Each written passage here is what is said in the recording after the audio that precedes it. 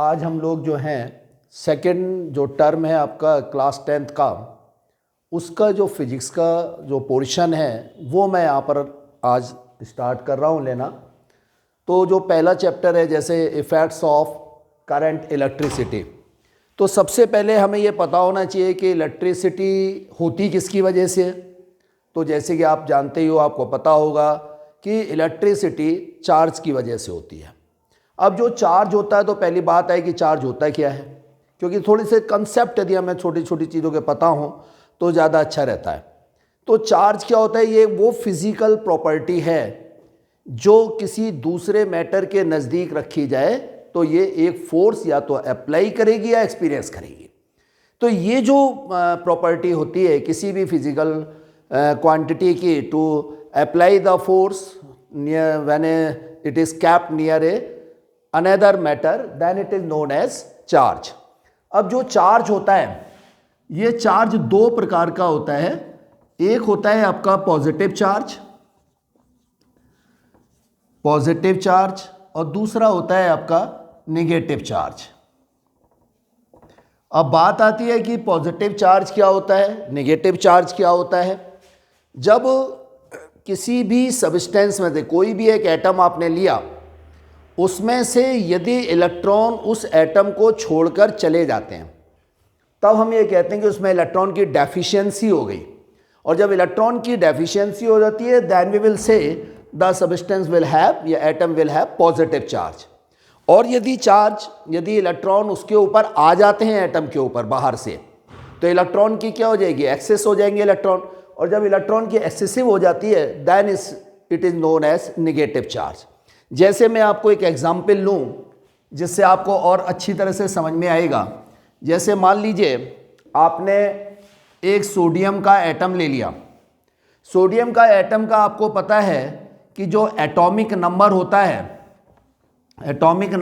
है इसका, वो होता है आपका 11। इसमें नंबर ऑफ जो प्रोटॉन्स होते हैं वो भी कितने होते हैं, 11 होते हैं। नंबर ऑफ इलेक्ट्रॉन्स कितने होते हैं, नंबर ऑफ इलेक्ट्रॉन्स भी 11 होते हैं इसके अंदर। तो ये इस समय न्यूट्रल है, इस पर अभी कोई चार्ज नहीं है, क्योंकि जब तक प्रोटॉन्स और इलेक्ट्रॉन्स की संख्या सेम रहेगी तब तक इसके ऊपर कोई चार्ज नहीं होगा। अब हमने दूसरा एटम ले लिया क्लोरीन का, जिसमें इसका एटॉमिक नंबर जो है वो 17 होता है। तो इसमें नंबर ऑफ प्रोटॉन्स भी कितने हो जाएंगे, नंबर ऑफ प्रोटॉन्स भी इसमें 17 रहते हैं और नंबर ऑफ इलेक्ट्रॉन्स भी इसमें 17 रहते हैं। सबसे पहली चीज़ आपको ये ध्यान रखनी है, जब भी कभी केमिकल रिएक्शन होता है वो सिर्फ इलेक्ट्रॉन्स की वजह से होता है। या तो इलेक्ट्रॉन ट्रांसफ़र हो रहे होंगे या इलेक्ट्रॉन शेयरिंग हो रही होगी। क्या शेयरिंग की बात नहीं कर रहे हैं, भी हम यहाँ पर ट्रांसफ़र की बात कर रहे हैं। कभी भी प्रोटॉन्स की संख्या चेंज नहीं होती है, क्योंकि ये न्यूक्लियस के अंदर रहते हैं और न्यूक्लियस के अंदर जो चार्ज रहता है वहाँ पर बाइंडिंग एनर्जी बहुत स्ट्रांग होती है, न्यूक्लियर फोर्स बहुत ज़्यादा होता है। तो कभी भी न्यूक्लियस के अंदर से प्रोटॉन और जो दूसरा एलिमेंट होता है जैसे न्यूट्रॉन, ये कभी भी बाहर निकलकर नहीं आ सकते। अब जो इलेक्ट्रॉन है, इसका जो इलेक्ट्रॉनिक कॉन्फ़िगरेशन है वो आपको पता है 281। और इसी तरीके से जो क्लोरीन का इलेक्ट्रॉनिक कॉन्फ़िगरेशन होता है वो होता है 287। हर रिएक्शन किस लिए होता है, केमिकल रिएक्शन किस लिए होता है, केमिकल रिएक्शन का पर्पस सिर्फ ये होता है कि वो अपने आउटर मोस्ट ऑर्बिट को कंप्लीट करे। अब आउटर मोस्ट ऑर्बिट में या तो 2 इलेक्ट्रॉन होने चाहिए। 2 इलेक्ट्रॉन के लिए तो केवल आपके पास कौन सा होता है, हीलियम होता है या hydrogen. Otherwise outer most orbit में यहाँ पर जो 1 और 7 इलेक्ट्रॉन लिखे हुए हैं, यहाँ पर 8 इलेक्ट्रॉन्स होने चाहिए।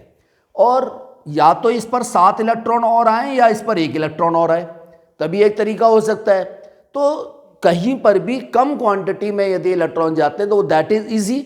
तो इसलिए यहाँ से 1 इलेक्ट्रॉन इधर ट्रांसफ़र हो जाता है। अब यहाँ पर जब 1 इलेक्ट्रॉन ट्रांसफ़र हो गया तो यहाँ पर इलेक्ट्रॉन जो इलेक्ट्रॉनिक कॉन्फ़िगरेशन हुआ 28 हो जाएगा। और जब यहाँ पर 1 इलेक्ट्रॉन आ गया तो यहाँ पर इलेक्ट्रॉनिक कॉन्फ़िगरेशन हो गया 288। यहाँ पर जो टोटल इलेक्ट्रॉन्स हुए अब यहाँ 10 हो गए, यहाँ पर जो टोटल इलेक्ट्रॉन्स हुए वो 18 हो गए। अब यहाँ प्रोटॉन कितने थे, 10 थे, इलेक्ट्रॉन है 10।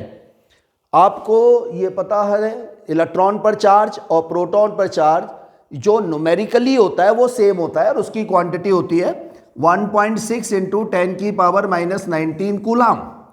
लेकिन प्रोटॉन पर ये पॉजिटिव चार्ज होता है, इलेक्ट्रॉन पर ये नेगेटिव चार्ज होता है। इसका मतलब 10 इलेक्ट्रॉन ने 10 प्रोटॉन को तो न्यूट्रलाइज करा, लेकिन एक प्रोटॉन अभी भी न्यूट्रलाइज नहीं हुआ, जिसकी वजह से यहां पर पॉजिटिव चार्ज आ जाता है, क्योंकि प्रोटॉन विल हैव, प्रोटॉन जो होता है उस पर पॉजिटिव चार्ज होता है। यहां पर क्या हुआ, क्लोरीन के केस में 17 प्रोटॉन्स ने 17 इलेक्ट्रॉन्स तो न्यूट्रलाइज कर दिए, लेकिन एक इलेक्ट्रॉन स्टिल रिमेनिंग, जिसकी वजह से इलेक्ट्रॉन पर नेगेटिव चार्ज होने की वजह से क्लोरीन पर भी कैसा चार्ज हो गया, नेगेटिव। तो अब यहां से जो मैं आपको बता रहा था कि जब भी किसी एटम में से इलेक्ट्रॉन बाहर निकलते हैं तो उस पर पॉजिटिव चार्ज आता है, और जब किसी एटम पर इलेक्ट्रॉन पहुंच जाते हैं तो उसके ऊपर नेगेटिव चार्ज आता है। तो ये यहां से आपको मैंने चार्ज का कंसेप्ट बताया कि चार्ज किस तरीके से एक जगह से किसी सबस्टेंस के ऊपर, किसी एटम के ऊपर चार्ज किस तरीके से होता है, वो मैंने आपको ये बता दिया। इसके बाद जो है what is the SI unit of charge. अब जो एसआई यूनिट होती है चार्ज की वो होती है कूलाम। आप याद रखिए, एसआई यूनिट ऑफ चार्ज ये होता है आपका कूलाम। चार्ज ऑन इलेक्ट्रॉन, जैसे कि अभी आपको मैं पीछे बता रहा था, चार्ज ऑन इलेक्ट्रॉन ये सबसे छोटा चार्ज होता है जो नेचर में एग्जिस्ट करता है। इससे छोटा चार्ज कभी भी फ्रीली एग्जिस्ट नहीं कर सकता है। इस पर जो चार्ज होता है 1.6 इंटू 10 की पावर -19 कूलाम चार्ज होता है, लेकिन इसका जो चार्ज होता है वो हमेशा इलेक्ट्रॉन का नेगेटिव चार्ज कहलाता है।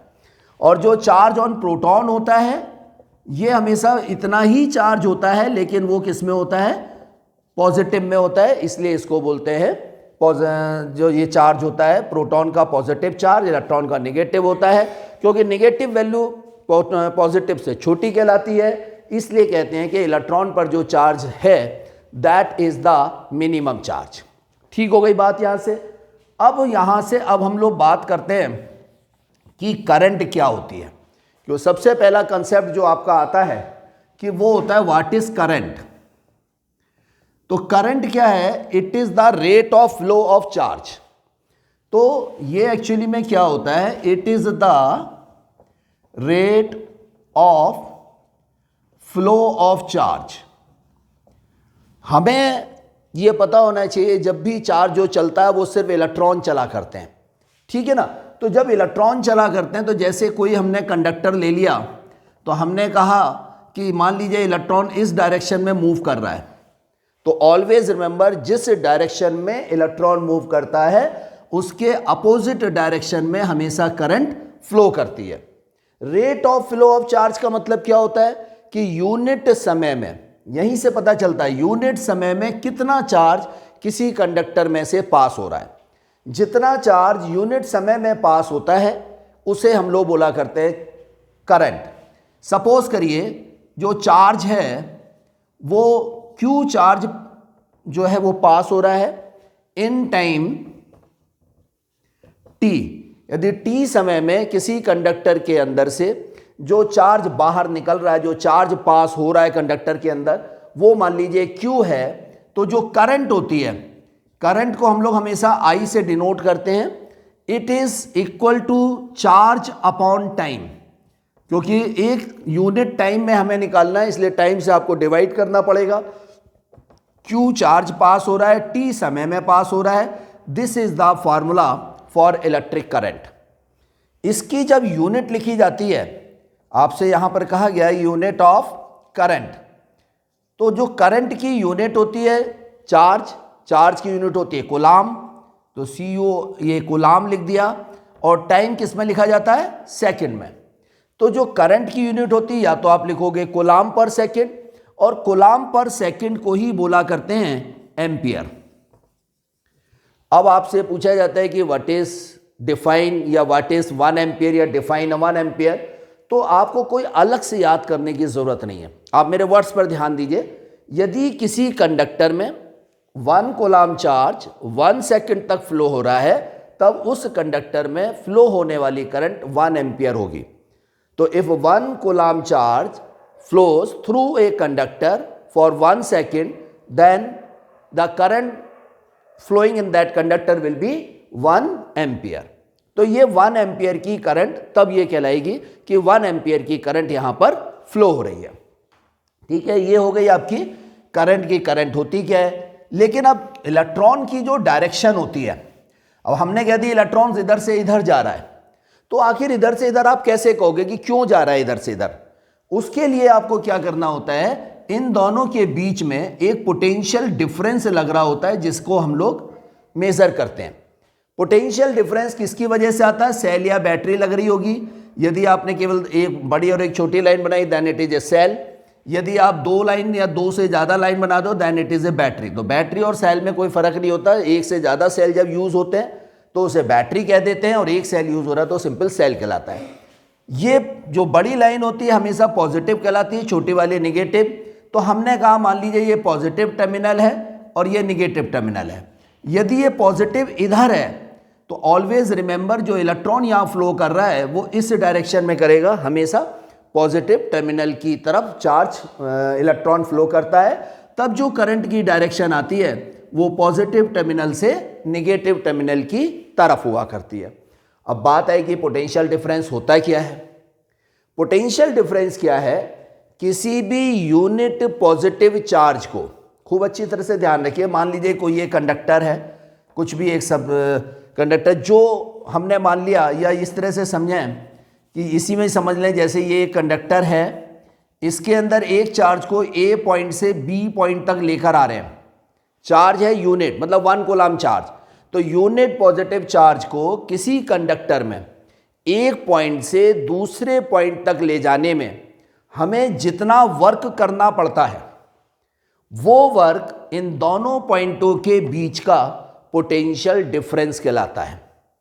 तो पोटेंशियल डिफरेंस आपको ये पता होना चाहिए कि जैसे हमने कोई कंडक्टर लिया है, या हमने कहा कि भाई किसी 2 पॉइंट के बीच का आपको पोटेंशियल डिफरेंस निकालना है, तो जो एक थोड़ी सी डेफिनेशन है आप उसको थोड़ा सा जरा अलग तरीके से याद करिए कि किसी भी इलेक्ट्रिक फील्ड के अंदर, इलेक्ट्रिक फील्ड क्या होती है, कोई एक चार्ज रखा होता है, वो जहां तक फोर्स अपने चारों तरफ अप्लाई कर सकता है वो उस चार्ज की इलेक्ट्रिक फील्ड कहलाती है। तो किसी इलेक्ट्रिक फील्ड के अंदर एक चार्ज को, यूनिट पॉजिटिव चार्ज को ए पॉइंट से बी पॉइंट तक लाने में जितना भी वर्क आपको करना पड़ा, that work will be the potential difference between these 2 points. हम लोग हमेशा पोटेंशियल डिफरेंस ही मेजर कर सकते हैं, क्योंकि हमारे पास जो डिवाइस होती है इसको मेजर करने के लिए, that is volt meter.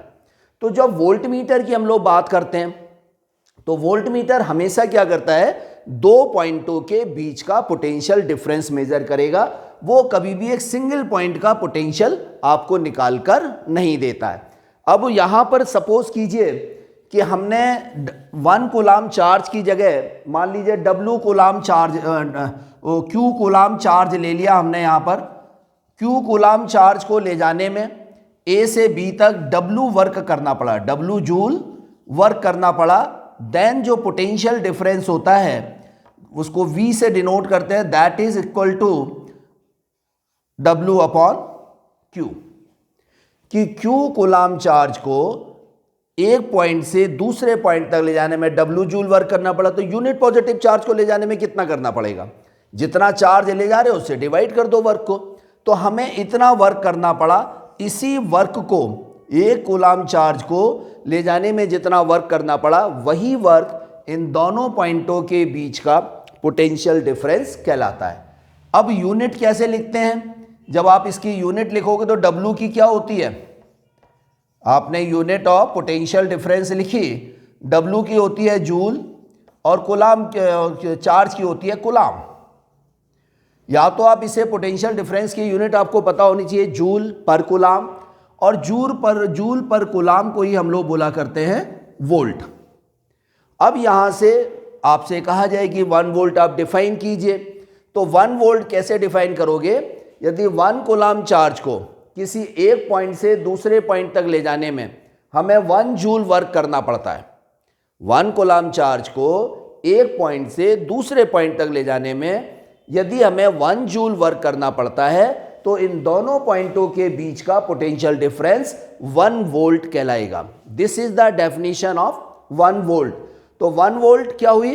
It is the amount of work done in carrying 1 coulomb charge from one point to another point and the work done will be 1 joule. Then यहां पर जो potential difference आएगा वो 1 volt कहलाएगा। ठीक है, क्योंकि जो भी हमारे पास डिवाइस है वोल्ट मीटर, वो पोटेंशियल डिफरेंस को ही मेजर कर रही है। लेकिन अब आपने कहा कि नहीं जी हमें तो इसका पोटेंशियल बताइए कि इसका पोटेंशियल कितना होगा किसी भी पॉइंट का।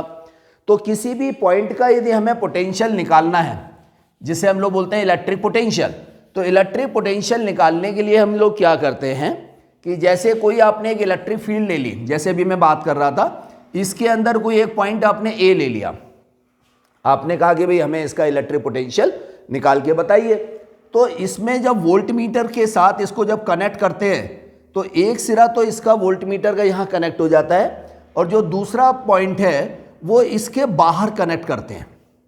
जब भी हम इलेक्ट्रिक फील्ड के बाहर निकल जाएंगे यहाँ पर हमेशा पोटेंशियल जीरो कहलाएगा। उसे कहते हैं कि जब इन्फिनिटी पर कोई चार्ज रखा है तो उसका पोटेंशियल क्या हो गया? जीरो। इन्फिनिटी का मतलब है आउटसाइड द इलेक्ट्रिक फील्ड, और हमें यहाँ पर इलेक्ट्रिक फील्ड के अंदर उसको पोटेंशियल हमें निकालना है। तो यदि इसका पोटेंशियल आपको पता हो कि जीरो है तो इन दोनों के बीच का जो पोटेंशियल डिफरेंस निकल कर आएगा, मान लीजिए इन दोनों के बीच का पोटेंशियल डिफरेंस 10 वोल्ट निकल कर आया, 10 वोल्ट, हमें पता है कि इसका पोटेंशियल जीरो है, तो सारा का सारा पोटेंशियल होगा किसका? पॉइंट ए का हो जाएगा। तो इसलिए यहां से हम ये कहते हैं इलेक्ट्रिक पोटेंशियल की डेफिनेशन के लिए कि किसी यूनिट पॉजिटिव चार्ज को इन्फिनिटी से किसी इलेक्ट्रिक फील्ड के अंदर किसी पॉइंट तक ले जाने में जितना वर्क करना पड़ता है वही वर्क उस पॉइंट का इलेक्ट्रिक पोटेंशियल कहलाता है। क्योंकि इन्फिनिटी पर इलेक्ट्रिक पोटेंशियल हमेशा कितना होता है? जीरो होता है। इसलिए सारा का सारा पोटेंशियल कहां पर होगा? पॉइंट ए का पोटेंशियल निकल कर आ जाएगा। आप इसको इस तरह से भी समझिए, मान लीजिए दो बच्चे बैठे हैं ए और बी, हमने कहा इन दोनों के बीच में 100 रुपीज का डिफरेंस है, आपने कहा बी पर एक भी पैसा नहीं है, तो ये 100 रुपीज किसके पास होंगे? ए के पास हो जाएंगे। वही चीज यहां है, यदि यहां पर इलेक्ट्रिक पोटेंशियल जीरो है और वोल्ट मीटर हमेशा पोटेंशियल डिफरेंस को मेजर करता है, तो इसका मतलब जिसने कहा डिफरेंस जो है वो 10 वोल्ट है, एक के पास 0 वोल्ट है, तो 10 का 10 क्या हो जाएगा? दूसरे पॉइंट का पोटेंशियल हो जाएगा। इस तरीके से यहां पर हम लोग इलेक्ट्रिक पोटेंशियल को मेजर किया करते हैं। आज मैं आपको ये electric potential, potential difference, current और चार्ज के बारे में मैंने आपको जानकारी दी है। इसके बाद नेक्स्ट वीडियो जब मैं आपको दूंगा तो इसके आगे का पोर्शन उसमें मैं आपको एक्सप्लेन करूंगा। Thank you.